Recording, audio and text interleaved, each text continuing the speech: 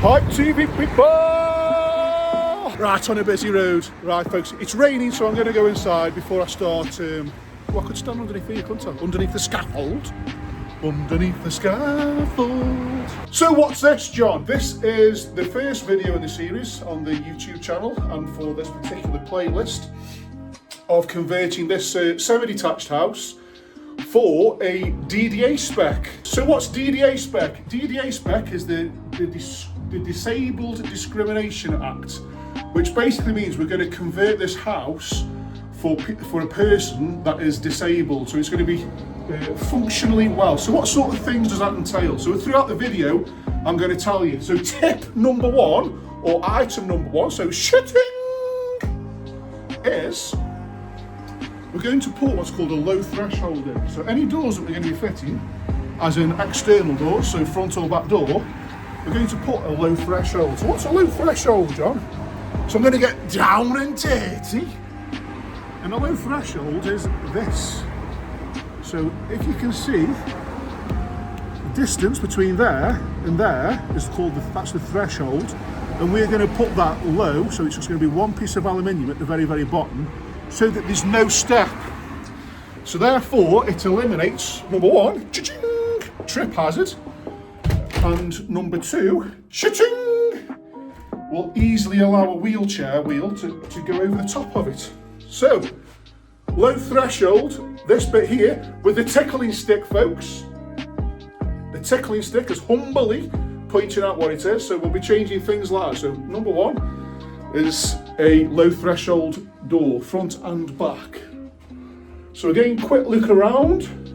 Beautiful, folks, beautiful. So we're going to walk into here. So the design for this particular one is we're going to actually brick this door up. So let me just stand here so you can see. So this door behind me here is going to be bricked up and blocked off. But this door here is going to be the entrance into this room. So again, Mr. DDA Spec. So here is a door frame and a doorway. But that's not a standard, that is a standard width. We're going to be putting one in for a DDA. So what does that mean, folks?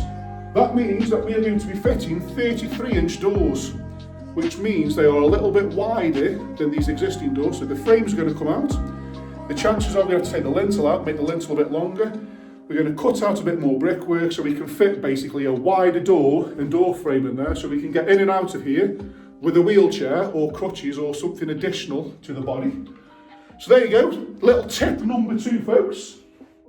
And then we are entered into this delightful room.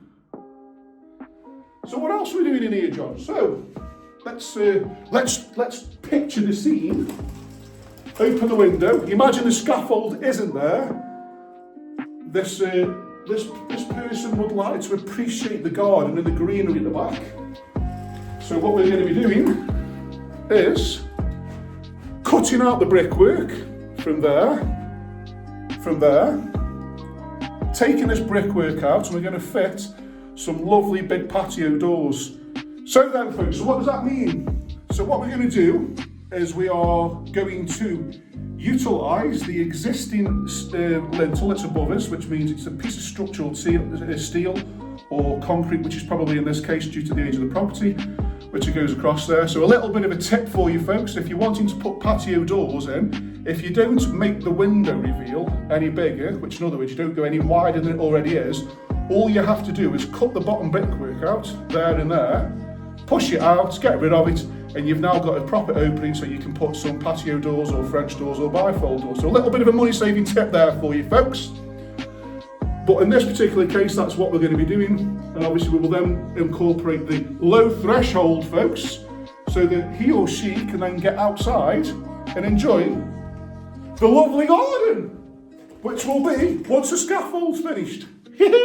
So what else are we doing in this room? So as we have a bit of a spin round, we've already said that we're going to make the doorway bigger so we can get in and out. We're going to put patio doors in behind me so you can get in and out outside. But then if we're blocking off the door, if you remember me saying when we're through there, how are we going to get into that room? So what we're going to be doing is cutting the brickwork out there, like so, and down, installing a big lintel across the top, and we're going to put 2 doors, so twin doors, so 2 full-size doors here and here, so you can get in and out of that room. So this basically is going to become one huge room. And just to make it that little bit bigger, folks, as you might find if I stand here, if you look at that wall, the chimney breast is absolutely humongous in this house. So we're actually going to remove the chimney breast, so the chimney's going to come out all the way to the top. So we've got an even bigger room, thus lots of space to manoeuvre, which will also help. So I'm just walking through the doorway that we're going to get rid of. As we spin around, we've got a nice big bay window. Spin this way, folks. Spin, spin, sugar. And this is the wall that I was talking about, where we're going to be cutting it out and putting a double doorway in. So this is going to then make this one huge room with 2 big double doors to get access. And again, same theory. Chimney is also coming out. Folks, money saving tip. If you are thinking about doing a refurbishment and wanting to remove chimneys, as long as it's okay with regards to the person next door that's living there, it's actually more beneficial to remove both chimney breasts from both sides, because what they'll do is they'll go up into what we call a flute. So one chimney breast in one room will go up and into one, and then the other chimney breast will come up and go into one that way. So therefore, if you remove all that brickwork, the more brickwork you remove, the less weight we've got to support, which means it's less steel work to do. So for instance, if you take out both chimney breasts from the ground floor and first floor, and then you've just got one chimney that comes from the top, and say your neighbour in this instance doesn't want to remove the chimney, what you are allowed to do then is put gallows bracket or some form of steel, depending what's up there, to support just that one bit. So that steel is only then supporting the bit that's on top of the roof, rather than supporting all the brickwork that might be on the first floor, for instance, if you're removing the chimney in the downstairs. So a little bit of a tip there, sometimes it's more viable if you're doing a refurbishment to remove all the chimney breasts and maximise the space in all 4 rooms. So in this particular case, you've got a bedroom above me, we've got the chimney breast down here on the ground floor, and then that room through there is the same scenario. We've got one on the ground floor, one on the first floor. So again, if we remove both of those chimney breasts to get rid of all the rubble in one hit, we've only got to put some sort of structural steels inside the chimney, which is obviously a lot less work. So there you go, folks, a little bit of a tip from me. So what else are we doing then, John? So going through here, we've got the kitchen. But before we go into the kitchen, folks, we've got a space, a little space, folks, but however, we've got a space, and that space is underneath the stairs. So I'm going to take you around here now and spin you around, folks. So as you can see, there's not much going on. We've got the electrics underneath there. We've got the electric meter, as demonstrated by the lovely tickling stick. So again, I'm not saying this is a DDA spec, but to make it more comfortable for the homeowner, what we're going to be doing is making the downstairs, the under the stairs, we're going to create a downstairs loo, because in this particular house, there's no downstairs toilets, and obviously as you're getting if you're a little bit disabled or can't move as quick as you need to, going up and down the stairs might not be a viable thing. So I think a downstairs toilet would make all the difference. So we are going to make that happen with our magic hands. So this will become a utilised space. So there's another little bit of a tip here, folks. To do this, or put a toilet under the stairs, normally the biggest cost is how you're going to get the 110 pipe. So what's a 110 pipe? A 110 pipe is the big pipe that comes out the back of the toilet and goes into the drains, which is where the wee and the poo go. So that is normally the biggest cost of how to get that. So sometimes we have to dig up the floor, put more drains in, or dig up outside. It's always worth, if you're trying to maximise your space, to save the cost, to see if it's a viable thing, if it's a project you're doing at home, is have a look outside. So in this particular case, you've got the stairs behind me, as you can see, as the tickling stick is eagerly demonstrated and pointing out. And then as we walk outside, we've actually got the poo pipe is there. So where this window is, where you can see these headers there, That was the window. That's the window underneath the stairs, so we know we're in the right location. So in this particular case, a money-saving tip, and if you've got this at home, folks, it's not going to be as expensive, because all we've got to do is bring the pipe out of the wall and go to connect into this pipe, which means we haven't got to dig up any of the floors inside or dig up any of the floors outside. All we've got to do is make sure we've got a rodding eye on there for eggs. So that is a money-saving tip, folks. If you are wanting to add a toilet somewhere, if you can easily access the existing drain pipe or the 110 pipe, the stench pipe, the wee and the poo pipe, if you can get that into there, it will be a far cheaper solution or far cheaper job than it is to dig up the floor and dig up the floors outside as well as the floors inside potentially. I'll shut the door and keep the cold out, folks. So we've spoken about that. Under the stairs, we will be putting a downstairs toilet, so we will be making this room into something that's a usable space and hopefully just make life a little bit more comfortable for the person that's living here. So what are we doing in this part then, John? So obviously this is the kitchen. We are going to be bricking up some of that back door and leaving it as a window. And then we're going to be taking part of this window out. So same thing, we're going to cut down there, use the existing opening and install a back door to get out onto the patio, which is then going to connect with the bifold doors, which is going to go there. And again, we'll be putting a low profile step. So if we are in here with a wheelchair or extra additional stuff like crutches, we've got more space to get through. So the doorway into the kitchen will be made to DDA Spec. Well, all the door frames in this will be DDA Spec. And we're going to be getting a big door inside here, again with a low threshold step to make it easy and less trip hazards to get out.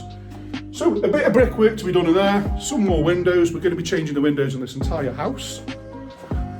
And let's go upstairs. So up the wooden hills, folks. So bathroom, the current bathroom actually isn't in too bad a condition. So we've got a shower cubicle there, toilet to my left, and spin around again, sink in the corner. So we'll be making this a bit of a wet room. So again, nothing to lift your feet up for, so you can just get in and out. Excuse me. We will be making the door wider. So just in case in the future, if we do need to get in and out there with a wheelchair or more additional stuff like crutches, we can get through. We'll have a walk-in back room, which means nothing to trip over, like this.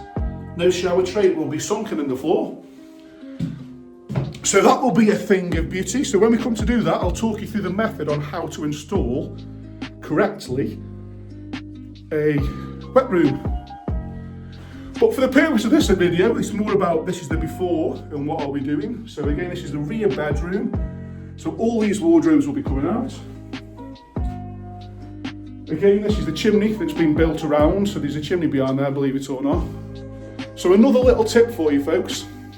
If it is that you are removing the chimney, if it's an older house, the ceiling above me is what's called lath and plaster. It's already not in the best condition because I can see that there's cracks going up and down here as a tickling stick is trying to demonstrate. Folks, obviously once the chimney's not there, we're going to be left with a hole. So a lath and plaster ceiling, folks, is strips of wood that are nailed to each joist, and then there's a bonding coat put over the top of that. Once that's dried and set, we then plaster over it. This was an old school method. The problem is if you get a little bit of deflection or a little bit of movement in the joists, whether it be ceiling joists or floor joists, them nails, the clout nails that are generally used, don't have any little grips, so they can become loose or move, especially with the weight over time, and then it all becomes a bit crumbly and cracked. So for what it is, folks, I know it's a little bit of a mess. If it's a lath and plaster ceiling, something that we try and do is just drop the ceiling, which means take it all out and re-plasterboard it. So little bit of a tip there to make a better and cleaner job, because you've still got to patch in the hole that you left anyway. And there's going to be an awful lot of mess from taking the chimney out with regards to all the soot and all the dirt. So for what it is, if you can do it, folks, always a nicer job. Get rid of the old lath and plaster ceilings, plasterboard it all over, and it will be beautiful, just like me. Into the front room, folks. So again, bedroom staying as it is, chimneys coming out, wardrobes are coming out. This will be completely plastered. We're also, as part of the DDA spec, we will be doing a complete rewire, which means all sockets and plugs, light switches and whatever else will go to a higher point, so that if, for instance, you are on a set of crutches, you don't have to lift your arm, you can literally just move it across. So we will be putting sockets at a certain height so that it's easy to turn on or off, or plug or unplug.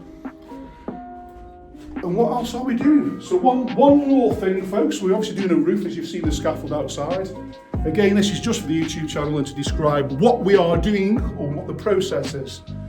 So into the smallest room, and there's a little bit of a tip behind me, folks. There's that thing that I've done many videos on. What the hell is this, John? So what this is when it's black like that, this is the signs of condensation, which means once it's cold outside and it's hot inside, we've got a difference of temperature, and what happens is the dew point changes and condensation forms on the coldest part. So I'm not sure if you can tell. So if you can see this piece here, this is actually the hip board of the roof that comes down. So this is the valley raft, the hip rafter. So this, let me see if I can see it there. Right, there we go, there's a better photo. If you can see the angle here that goes down and then it goes flat across there, I'm trying to describe the shape of the roof. What we've actually got there is where it goes down, that is going to be a hollow void. So behind this plaster is going to be something called the rafters, which is the pieces of wood that form the shape of the roof. And then it's just going to be tiles and bodging, because it's not got any felt on this particular roof, which is one of the things that we'll be doing. So that because there's no insulation between there, the only thing between the outside and the inside of this house is this plaster. So it's plaster, a gap, and then the tiles. So it's a very cold place. And that's the reason why we've got this built up, because when it's cold, what do? We put these magnificent things on, which makes it nice and warm inside, but because it's not insulated and that will be the coldest part of the room, that will be where the condensation forms and it makes the right conditions for the mould to grow. So what we're going to do, folks, is we're going to remove all the ceiling. Because we're putting a new roof on, we're going to upgrade the insulation in the roof to 400 mils to meet current regulations. But then what we're also going to do is between these valley rafters here, is we're going to insulate it to stop this from happening again. And for this video, folks, that's it. I think I've crammed an awful lot into there. So, for this one, folks, stay tuned. We'll show you the stuff as we go along. Well, that's it from me for now. See you later, folks. Mwah!